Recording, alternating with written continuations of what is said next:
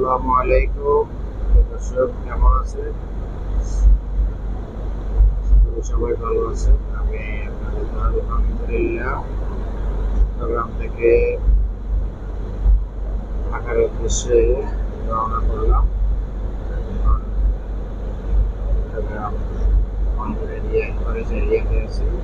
দেখতে পাচ্ছেন আমার সামনে মাদার বেসিল থেকে একটা জাহাজগুলি লোড করছি।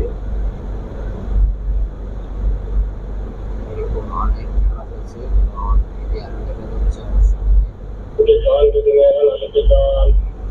আজকে একটু কুয়াশা কুয়াশা ভাব, ভালো অবস্থা। জাহাজ সেলিং করেছি।